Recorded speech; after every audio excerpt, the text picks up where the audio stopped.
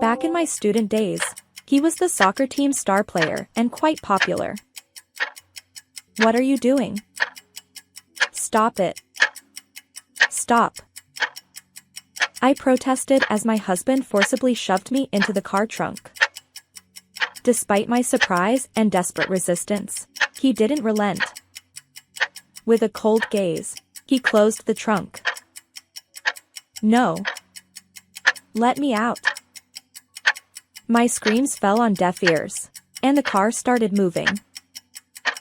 About an hour later, as the car came to a sudden stop, I heard a metallic crunching sound. Fear gripped me. What was that noise? Eventually, I realized it was the sound of the car being crushed. At that moment, I braced myself for the end. My childhood dream was to become a superhero. At 25, I became a lawyer and enjoyed fulfilling days. Noah, my high school classmate, and I got married when we were 29. I secretly admired him, but he went on to become a professional soccer player, and we drifted apart.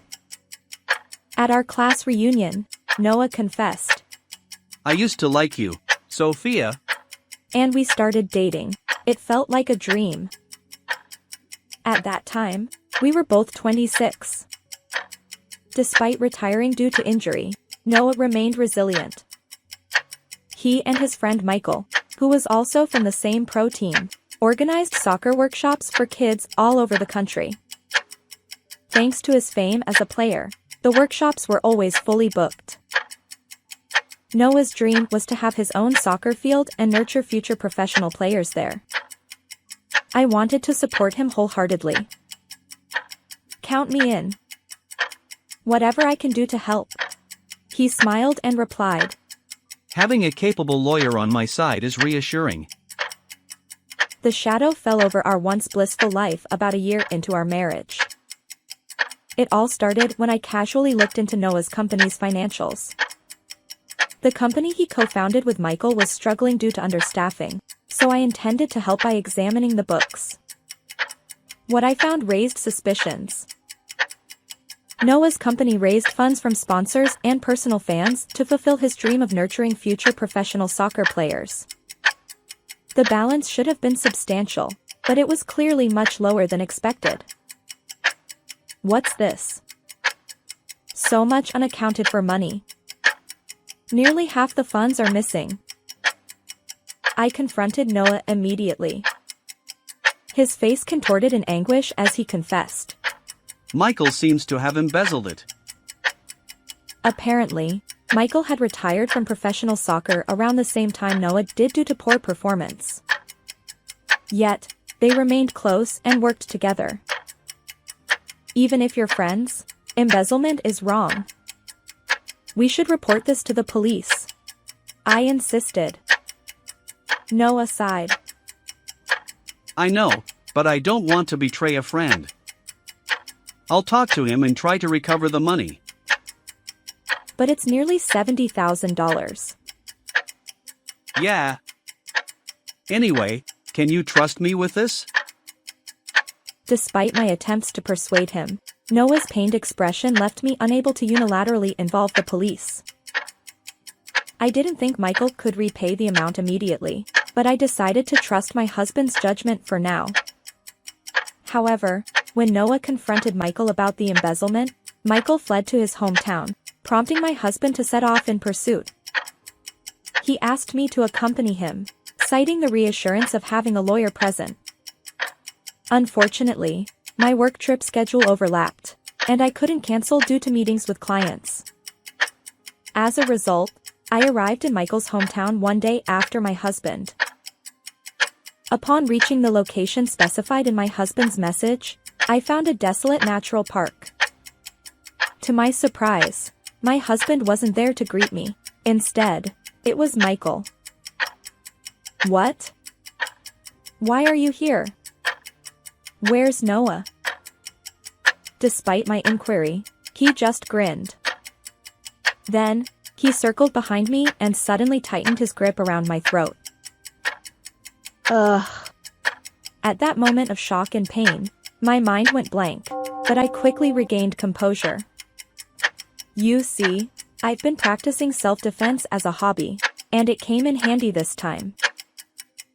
After narrowly escaping Michael's grasp, I stomped on his instep with my heels several times. Then, I pushed him away as he stumbled, and I sprinted away with unwavering determination. Leaving the natural park behind, I reached a crowded city area, finally able to catch my breath. I considered going to the police immediately, but I decided to contact Noah first. Surprisingly, he was already back home. What happened? I went to the location you told me, and Michael tried to harm me. I exclaimed. Noah apologized profusely. I'm sorry for putting you in danger. I wanted to explain the situation to you and have you persuade him, but I never expected Michael to go that far. My judgment was off. Please forgive me. He then recounted the events leading up to this point. Michael denied embezzling the funds, which prompted Noah to return to the company and thoroughly investigate documents. Armed with decisive evidence, Noah planned to take it to the police. We should also file a report about the attempt on your life as well. I'm sorry, but could you return home? Wouldn't it be better to report it to the local police here? Just come back home for now. At my husband's pleading, I decided to return home for the time being. 3 hours later, just as I returned home, my husband greeted me at the front door. We need to go to the police right away. Get in the car. I placed my travel bags down and followed his instructions, heading toward our home's parking area. As I tried to get into the passenger seat, Noah, who had been inspecting the trunk, called out to me. Take a look at this. Curious, I stood beside him and peered into the trunk, wondering if it contained evidence of embezzlement. What? What are you doing? Stop. Stop. Without warning, my husband shoved me from behind, locking eyes with me coldly, and then closed the trunk. No. Please, let me out. No matter how loudly I screamed, my voice reached no one. The car started moving slowly, gradually picking up speed. About an hour later, I sensed that we had parked somewhere. Trembling with fear inside the cramped trunk, I suddenly heard a metallic crunching sound. What was that noise? My heart raced until I realized it was the sound of the car being crushed. Even with self-defense training, I couldn't possibly contend with heavy machinery. But giving up wasn't an option. Amid the chaos, I desperately thought of ways to survive. Desperate to escape the trunk, I kicked the trunk's latch area with all my might. Luckily, the lock seemed to break, creating a small gap. I forced the door open, stuck my head out, and found myself in an auto junkyard. I hurriedly escaped the trunk and leaped from the pile of awaiting scrap cars. With no one in sight, I sprinted toward what seemed like an exit. As I considered seeking help from the police, I noticed Michael talking on his phone. Concealing myself in the shadows, I eavesdropped on his conversation. He casually mentioned, I confirmed the car got crushed. She's gone now. And then he blamed for my husband marrying a lawyer. It became clear, the person on the other end was Noah. My husband and Michael had conspired to eliminate me. If they discovered I was still alive, they'd surely try again. Before heading to the police, I needed to avoid their clutches. For now, I had to hide. Despite my fear, I felt a stronger desire to expose the truth. After all, I was a lawyer. A childhood dream of becoming a champion of justice had driven me. Sneaking out of the processing yard, I realized my smartphone was still in my pocket. I decided to contact my best friend, Mia. I arrived promptly at her apartment, where I recounted everything that had happened. Initially surprised, she eventually said, I suspected as much. Actually, there have been some rumors about your husband. As a TV director, Mia had access to various industry secrets. With her help, we delved into Noah's background. One by one, Noah's hidden facets emerged. Even though he was my husband, I couldn't turn a blind eye to his wrongdoing. Determined to uphold justice as a lawyer, I resolved to bring him to account. While hiding in Mia's apartment and making preparations, something caught our attention on the television screen. Sophia, watch TV. Upon hearing that, I looked at the television screen. The headline read, "Beautiful lawyer wife missing." My husband appeared, looking worn and tearful, pleading for information. My wife left for work and hasn't returned. Her phone is off. Please provide any information you have.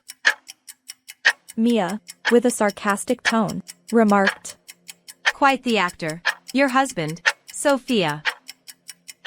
It infuriated me. How could he feign concern after attempting to take my life? His tearful performance continued daily on TV, not only appealing for information but also promising to create a soccer school in my honor when I returned. His hypocrisy knew no bounds. And so, about a month later, while hiding in Mia's apartment, Noah appeared as a guest on a daytime live broadcast program. I believe my wife will return. And for when she does, I want to make the soccer school a reality. As usual, he appealed for information about my whereabouts and continued to promote his dream. But just as his comment ended, the show's host exclaimed, Now, introducing a surprise guest. Noah, caught off guard, looked surprised. Spotlights illuminated the studio entrance curtain, and I signaled a victory pose to Mia before stepping out from behind the curtain. The moment Noah saw me, his expression twisted in shock. Ignoring him, the host declared, Our surprise guest is Sophia, the wife who had gone missing. Applause erupted in the studio, but Noah remained dumbfounded, staring at me. His lack of joy was evident, and the host looked suspicious. Realizing this, Noah stammered. I'm just surprised. Meanwhile, in the back of the studio, Mia nodded approvingly. Indeed, Mia was the director in charge of this program. She had informed all the show's participants about Noah's hidden side beforehand. So, naturally, the host knew everything, yet he feigned ignorance and asked me, Where have you been all this time, Sophia? I replied, I was in hiding. My life was in danger. As I answered, the celebrities present gasped dramatically, exclaiming, What? The host also remarked. That's quite an intense story. Then, he turned to Noah and asked. Were you unaware of any of this? Noah stammered. I didn't know, of course. Sensing the scrutiny around him, he hurriedly approached me, his tearful face attempting to embrace me. Sophia. I'm relieved you're safe. I was worried. But I pushed his outstretched hand away. The show's host chimed in. Huh. We were expecting a heartwarming reunion, but things seem different. An empty sentiment indeed. I stepped away from my husband and addressed the camera. Today, I'm not your wife. I'm here as a lawyer. Noah stammered. What are you saying? Oh, right. I need to let everyone know my wife is safe. As he tried to leave the studio, 2 staff members blocked his escape. Amidst laughter from the audience, Noah glared at me. What's going on? I just wanted to make a phone call. Where do you intend to contact? As I smirked, he hesitated for a moment, then sulkily rattled off, speaking rapidly. Family, acquaintances, your work colleagues. I smirked. No need. This is a nationwide live broadcast. Everyone's watching. His lips tightened in frustration. The host then said, Now, introducing a certain video. And that triggered the appearance of interviews with parents of children who participated in my husband's soccer school. First, a woman who appeared to be a mother stepped forward, tearfully recounting, I was pressured into an inappropriate relationship by being promised that my child would become a regular player. Next, a man who seemed to be a father appeared. He claimed that he was asked for a large sum of money to recommend his child to a famous club team, but the promise was never fulfilled. His anger trembled in his voice. No, this is all fabricated. It's a lie. As two staff members held him, my husband shouted, once again becoming the studio's laughingstock. It's not a lie. Although their faces and voices are concealed in this footage, they've promised to testify with their real names when we report you to the police. I asserted firmly, and the host nodded, emphasizing, So, this amounts to fraud, right? Yes. It's a serious crime. But that's not all. As I spoke, interviews with acquaintances of Michael began to play. The witness testified that my husband and Michael became obsessed with gambling, squandering most of the funds they had collected for the soccer school. Secretly recorded footage revealed them spending an entire day at the racetrack, celebrating and agonizing over horse races. Occasionally betting on horse racing isn't a big deal. As my husband sulked, the next video played. It showed them similarly engrossed in betting at cycling and boat racing tracks. While gambling itself is legal in legal betting, misusing funds collected for another purpose is a crime. I explained.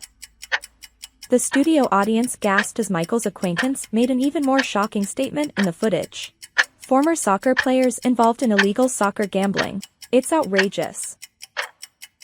No. Michael was the one doing it. I'm innocent. Yet Noah's defense crumbled, revealing that he was central to the gambling activities.